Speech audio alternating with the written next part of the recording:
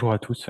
Merci de nous donner l'occasion de présenter le projet Bosco et merci pour le soutien du SCO en fait pour ce projet. Donc c'est un projet de surveillance générale en fait, pas de système d'alerte, etc. Mais ça peut entrer dans ce type d'outil.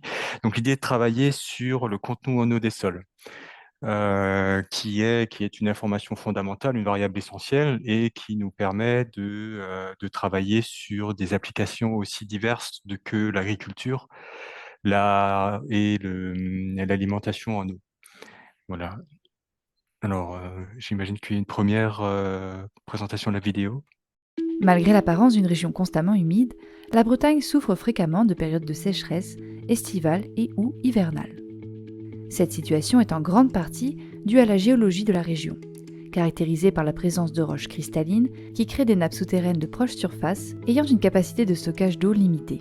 Par conséquent, l'approvisionnement en eau en Bretagne dépend largement des eaux de surface, principalement des rivières, elles-mêmes alimentées par un ensemble de petites nappes.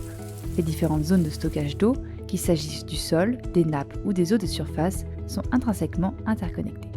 Dans ce contexte, la gestion de la ressource en eau doit impérativement prendre en compte l'ensemble des besoins, qu'il s'agisse de l'agriculture, de l'approvisionnement en eau potable ou de la préservation des écosystèmes. Alors, comment définir les stocks en eau dans les milieux souterrains et définir des outils de gestion pour assurer leur partage? En prenant de la hauteur, les satellites permettent de cartographier l'état des stocks en eau proche surface. Le projet Bosco consiste donc à réaliser cette cartographie à haute résolution spatiale et temporelle. L'objectif du projet est multiple. Surveiller l'évolution de la teneur en eau des sols, identifier la persistance de conditions sèches et ainsi fournir des indicateurs pertinents pour répondre aux besoins des agriculteurs et des gestionnaires. La mise à disposition des jeux de données homogènes sur un territoire permet d'embarquer l'ensemble des acteurs dans une démarche de co-construction d'outils diagnostiques et de services. Les données sont également libres de droit, tout citoyen pouvant s'approprier et explorer les données sur le serveur cartographique du projet. Un projet ambitieux porté par plusieurs partenaires au rôle bien défini. Ils sont répartis en 5 catégories. La recherche, les observatoires in situ, les entreprises, les facilitateurs et les utilisateurs finaux. Pour réaliser cette précieuse cartographie, le projet Bosco utilise la constellation de satellites issue du programme européen Copernicus. Sentinelle-1 va nous renseigner sur les propriétés de la surface du sol et en particulier de l'humidité de surface, tandis que Sentinelle-2 informe sur l'état de la végétation. Ainsi, la teneur en eau des 5 premiers centimètres du sol peuvent être déterminées avec une précision d'environ 5%. L'estimateur est aussi basé sur les réalisations d'un modèle physique calibré sur 10 ans de données collectées dans différents contextes climatiques et de sol. Bosco permet également de donner du volume aux données de teneur en eau de surface en fournissant des informations de teneur en eau racinaire et de recharge sur chaque parcelle agricole tous les 2 à 3 jours. La récolte des datas ne s'arrête pas là. Grâce à l'implication de l'ensemble des partenaires, l'approche permet d'intégrer les registres parcellaires graphiques, les informations sur le type de sol, les données de forçage météorologique et les données de débit pour la validation. Bosco devient un catalyseur essentiel, propulsant les régions vers une résilience face aux effets du changement climatique. C'est dans cette quête d'adaptation que Bosco se lève, tel un phare, dépassant aisément les frontières géographiques pour éclairer des horizons plus vastes que ceux de la Bretagne, voire de la France.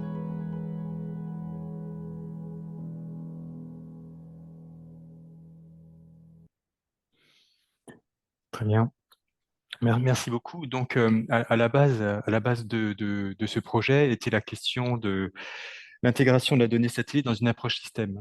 Donc une approche système au sens physique, mais une approche système au sens utilisateur. Donc la première étape, c'était de relier tous les utilisateurs de l'eau entre eux, en fait, hein, et donc et c'est le cas, en fait, puisque les quantités d'eau qui sont disponibles viennent tous du ciel. Et donc, la question est comment partager l'eau entre différents usages, qu'ils soient pour l'homme, donc l'alimentation en eau et l'agriculture, mais également pour les écosystèmes. Alors, vous avez ici une image un peu de la manière dont, enfin, une image un peu classique de ce qui relie la surface, la zone de sol non saturée, les nappes, et tout ça, toute cette approche 1D en fait, est à l'intérieur d'un système 2D où on a encore des écoulements latéraux de nappes. Alors, la circulation circule horizontalement et circule verticalement aussi. Et donc, ce qui était nécessaire, c'est d'avoir un outil qui soit relativement simple, hein, qui permettent de relier l'ensemble des données qu'on souhaite modéliser ou qu'on peut mesurer sur un système hydrologique. Donc à la fois la teneur en eau sur les 5 premiers centimètres du sol, la teneur en eau sur la zone racinaire, qui est approximativement d'1 mètre, et puis la recharge vers, vers la nappe. La suite, s'il vous plaît. Et donc, dans un premier temps, en fait, il y a eu une étape de co-construction. Donc, on est sur la partie droite du projet, où en fait, à partir de données qui sont publiées, qui sont mises à disposition par un ensemble de partenaires, hein, qui soient régionaux, issus du monde de la donnée ou régionaux du monde du spatial, hein, donc avec Erispace, hein, donc du publier, de pouvoir visualiser ces données et surtout de définir des cas d'usage que l'on peut discuter avec différents acteurs. Donc, il y a eu des réunions de discussion autour des exemples signifiants avec des syndicats des eaux, la Chambre d'agriculture, le Forum des marais atlantiques et puis les services de l'État, donc l'ADREAL notamment. Et donc de définir la manière dont ces personnes, ces différents usagers pourraient s'approprier la donnée. Donc on a défini un ensemble de produits élaborés, voilà, notamment avec l'aide de l'Observatoire de l'environnement en Bretagne, qui est une structure, un GIP, qui est une structure de collecte de données et de valorisation de ces données. Voilà, donc sur la partie de gauche, vous avez la partie technique. Alors, on ira en précision un peu plus tout à l'heure, mais les données de teneur en eau sont des données assez denses, hein, puisqu'on est à très haute résolution spatiale. La singularité du produit, en fait, est de travailler à l'échelle de la parcelle. Et l'échelle de la parcelle, c'est effectivement l'échelle de travail pour l'agriculture et c'est une échelle pertinente en hydrologie aussi pour définir les écoulements. Donc, le produit haute résolution est cohérent et on a une haute résolution temporelle aussi. On utilise la revisite de 2 à 3 jours, ce qui nous permet d'avoir 150 pas de temps par an à peu près et donc de vraiment faire de l'hydrologie. Donc, vous avez ici une carte de la Bretagne qui est couverte avec 450 000 parcelles. Donc voilà, avec en haut à droite, en haut ici, un détail et vous voyez une variabilité spatiale de teneur en eau qui est assez importante, qui est liée au sol lui-même et aux pratiques agricoles. Donc voilà, donc il y a déjà ce produit de teneur en eau de surface qui a été validé sur des données d'observatoire. Là aussi, il y avait une synergie intéressante avec les données sol et avec les données des observatoires, puisque on arrive à une échelle qui devient cohérente et équivalente entre la donnée d'observatoire et la donnée spatiale. Donc, un ensemble de processus qui a permis donc de valider la donnée, de qualifier et de définir et de valider également des produits dérivés. Slide suivante, s'il vous plaît. Et donc voilà sur la partie données, sur le développement technique. Donc effectivement, on s'appuie sur les données Sentinel-1 et Sentinel-2 qui intégrées ensemble avec l'information de parcelles agricoles qui est issue du registre parcellaire. Donc ces données sont intégrées au sein d'un modèle qui a été développé par l'EMR-TETIS à Montpellier, Nicolas Bagdadi, en l'occurrence, pour définir une teneur en eau de surface. À partir de là, on va sur des produits dérivés. Donc des produits dérivés qui sont la teneur en eau racinaire, la recharge également, qui utilisent d'autres types de données, notamment des données sol, etc. Alors, la singularité de l'approche aussi, c'est que on peut s'appuyer comme les exemples précédents sur des données de précipitation, mais souvent c'est un facteur limitant pour la modélisation. Et donc, tout le travail sur l'estimation de la recharge de la teneur en eau, c'est un modèle qui ne nécessite pas de données de précipitation. On s'appuie simplement sur les liens qui existent entre différents types d'observations. Voilà, par contre, ces données de forçage et de débit de rivière sont utilisées pour la validation des produits. Exemple, slide suivante. Donc voilà, pour reprendre les slides du SCO, donc le type de données utilisées.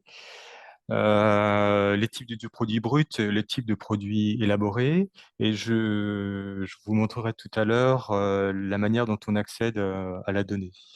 Slide suivante. Donc le projet, on arrive vers la fin du projet avec la validation des données haute résolution, comme je l'ai dit, la validation des modèles de produits élaborés, donc la co-construction des produits élaborés dédiés à différents acteurs, avec des demandes un peu plus spécifiques en fait, qui sont à considérer. Et puis une publication sur le système d'information de GeoSAS. GeoSAS, donc c'est un système de l'INRAE. Donc aujourd'hui, on a défini, on arrive vers la fin, donc avec un différent type de fonctionnalités que je peux vous montrer par la suite. Est-ce que je peux partager mon écran, s'il vous plaît? Oui, bien sûr, je départage mon écran. Merci. Donc juste pour montrer la plateforme GeoSAS. On a ici un produit de teneur en eau, et la plateforme permet d'attaquer le jeu de données, le cube de données 3D, à la fois dans sa dimension spatiale et dans sa dimension temporelle. Alors, tout n'est pas encore intégré, mais je vais vous montrer ici, par exemple, donc, le données spatiales avec plusieurs dates qui vont être implémentées. Et ensuite, si j'y arrive, on peut zoomer.